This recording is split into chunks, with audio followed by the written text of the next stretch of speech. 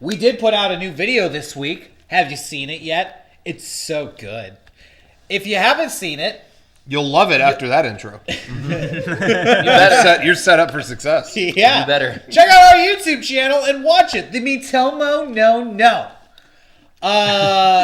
What's so funny about that? I'm just having... I was just saying, like, it was a lot of discussion on what the title should be, and from the get-go, Derek said, Miitomo no. Miitomo no. He kept saying that. You know what? It stuck. It's so Yeah. great. I suggested on day one it was called You Miitomo suggested it? No. And day after day, the question kept coming up, what should we call this video? What should we call it? And I just kept saying He wouldn't stop saying it. And the first time I heard it, I was like, that's absolutely not going to be the title. That's so stupid. And then by day 40, I was like, you know what? Fuck it. Have it be the title. Who cares 40 anymore? days. Yeah, it was a long writing process. You know what? If nobody comes up with a better idea, the bad ideas win. That's how life works. Persistence. Really, sometimes. when I was putting the title into YouTube, it was just like Miitomo incident, Miitomo Warning, problem, PSA, who gives a- yeah. what? Miitomo no. Yeah, by the way, that's how Trump will become president. If nobody puts a better idea forward, That's what goes through. Trump card gets played. Oh, fuck. So that was the Trump title, Miitomo No. I remember walking around the streets of Boston with you guys, and that idea was being thrown around. Yeah. And that's, I think, the first time I heard you. Yeah. And what's funny is nobody ever said no. Everybody just blew me off and pretended that they Well, didn't we hear laughed me. we laughed it off the table, but in the back of everyone's heads, I guess it was. It stuck around. Well, if nothing Destined. else comes up, then that's what we stuck with. So Well, title aside, the video's great. Slam dunk. I honestly think that's my favorite video this year so far. Wow, really? Yeah.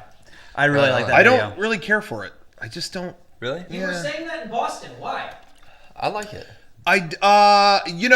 This is what was interesting about it is this is a conversation I had with Derek is I kind of felt that way about, I felt like, I think it's kind of just, it doesn't really stand out to me that much. And then Derek said to me, well, that's kind of how I felt about the God of War video we just did. And that took me by surprise because I was the opposite. I love that God of War video that just came out. That's one of my favorites.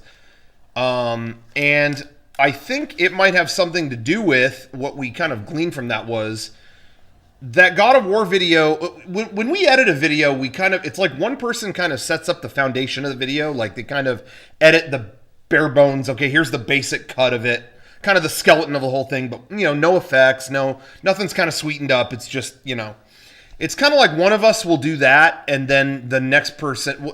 Videos turn out better when we kind of pass it around. So, like, after the first person does that, the next person will come in to kind of sweeten it up. Like, okay, it's in good shape. Well, let me add some effects to it, and that'll kind of liven it up a little bit, Mm-hmm. And I realized that with the God of War video, Derek is the one who started it, and I kind of added all the, like the shitty effect of how it looks and like all those things on top of it. And it was the opposite for Miitomo. I cut the basics of the video, and he kind of adjusted it after. And I think whoever does the first step gets maybe the most sick of it. You know what I mean? Because it's a lot of the same that's stuff. a lot of reviewing the same cuts and Different footage. takes to find the best one. And I think, I don't know, for me, I didn't think that was the case with this, but it might be. I kind of felt like I was still, even now, I laugh a lot at the stuff in the beginning, kind of the running to the metal music and wrecking my parents' phone, but I kind of couldn't really see the humor after that. And I think it might be just that I've seen those conversations so many times. It was kind of just, I felt like it kind of peaked in the beginning. But other people were telling me, though, that the part talking with you was really funny and things like that. I think after a while, though, you lose sight of it. You know what I mean? Like, it's hard to retain why you shot that in the first place, kind of, Sure. So I think that's why, yeah. Well, I loved it. I loved every second of it. I thought it was great. Our best of the year. I saw that for the first time when we were at PAX East. Yeah, what'd you think? Well, that happened to me. I really love the video because specifically I've answered questions on Miitomo thinking that they were between me and one other person, not knowing it was widely distributed. Now, it wasn't sending dirty stuff to your girlfriend. It wasn't no quite as Rocco experience, but it was just bummer. it was like facetious inside joke stuff that then I found other people commenting on, like, oh, you like Toho? And I'm like, no, I don't like Toho. No, I thought this was between me and damn it. Katie. Yeah, Fuck. it was you and there's someone else we know that wrote a bunch of things to their wife that they didn't think were. Yeah, I mean, and none of them were Luckily, really, that none of them didn't were happen to me. horrible. But it's Honestly, still embarrassing. It was personal. Yeah. It was like, yeah, I know, like those great muffins you made, you know, and it's like, well, you know, oh, that wasn't, nobody else had that, you know. Dot. Yeah. Well, Fist. Whoa. yeah, exactly. But so it was kind of inspired by that, but taken to that. Yeah, I did want to say, without naming any names or going too far into it, Rocco kind of had the idea for this video about, like, you know, sometimes you get mixed up. You think your answer is going to go to one person, but it goes out to everybody. And we all kind of came up with this video, like, what if it was like the nastiest message on earth? Oh, it'd ruin your life. And we all laughed, and we decided to film the video. Like, yeah, that's a great idea. But we never stopped and wrote out what the nastiest message on earth was actually going to be. Yeah. Until it was time to film, we all knew, like, okay, and then at the end, the girl next door will come in, and then that'll be the moment you actually get to hear the whole message. Yeah. So leading up to that point, we never wrote it, and then Jenny, Sean's wife, was the girl, and she showed up to film that day, and it was like, shit, what are we going to have her say? Yeah, we kind of had vague ideas, but we didn't have a specific. Yeah, so it was like, okay, how about you say this? And every single person, like, tried to give her a line, but it was like, okay, I'm not gonna tell you.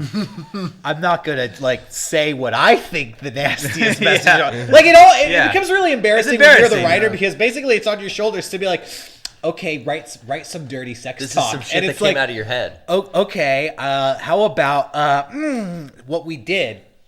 We have a friend. I'm not gonna name names. Some people know who he is out there. He's a Mega64 fan. He's always posting online profiles of, like, dating apps and like you know, people's stuff stuff like Tinder, stuff like Grindr. You know, basically there's these apps where people are essentially just looking for sex and looking to hook up, and they put the nastiest stuff in their profiles. So we kind of combed through some of these profiles that had been posted online. Yeah, and we took the best, what we thought was the funniest / nastiest stuff. So everything in that message at the end, the ... fist, and if you bathe, don't even bother because my dick is was like all 100% real. Those are all actual real profiles out there. It's a combination of about 4 or 5 different actual profiles that are floating out there in the world of people looking to hook up. So if anybody wants to accuse us of going over the top, or being too much, that's the realest part of the entire Truth is stranger video. than fiction. Okay, the nasty message at the end. Truth is stranger than fiction. That day was sometimes really weird for me because didn't you guys turn you needed. Well, I wasn't there. His thing is, Sean wasn't there. I wasn't though. there because Damn. we didn't even watch the kids. You So let your wife say that shit in I- front of others. here's the thing. He wasn't even there. He said, okay, to be fair, Fuck. Sean's a bad husband. to be fair, To be fair, you're to right. be fair, Because he sent Jenny in there with no idea what she was. I said either Jenny showed up having no idea what she was going to say. I told Jenny, because it's true, I don't know if you're going to be Rocco's girlfriend or the girl next door, so you can say some fucked up stuff maybe, or just sit on the couch. I'm not sure what you're going to be doing. But it was weird because we didn't have a sitter, so I was with the kids, and then Jenny left to go film at Rocco's house. I'm like, this is fucking backwards. What the hell is going on? Yeah. It's really weird. But I asked how it went, and she just sent me a text of her line of dialogue. Oh god. The only way to get And it was Jenny, good. the only way to get Jenny her line was to text message her that entire message and have her just read it off the phone. So she has that. Forever. She's Permanently. she's the only person on earth who actually has the nastiest message ever saved on a phone. Yeah. Whoa. Well, and then Rocco's the one who sent it, so I guess there's 2 people. I sent my wife some fucked up stuff. That's why I told her, I was like, you have to tell him while you're getting these texts. the NSA's I'm got it. texting this whole thing to you right now. Anyway. Anyways. So there you go. It's our new video. It's out. I think it's funny. And we'll have more videos coming soon.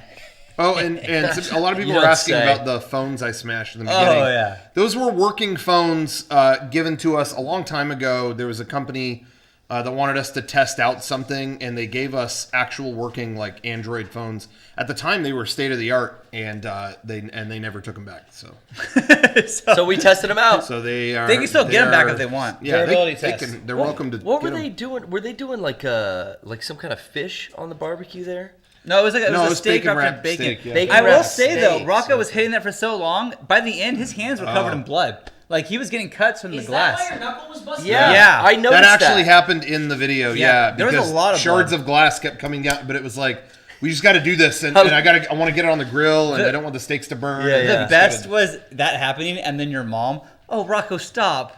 Rocco, stop. Oh, you're bleeding. Rocco, stop. Yeah, That's a yeah. good take. No, stop. Yeah. You get so close to her foot in the sandal with the hammer that Yeah. it makes me cringe every time. Yeah. Because she holds her ground Yeah. and stays there as you smash the phones. Yeah. Anyways, so That was really fun. I like that video. I like that video a lot.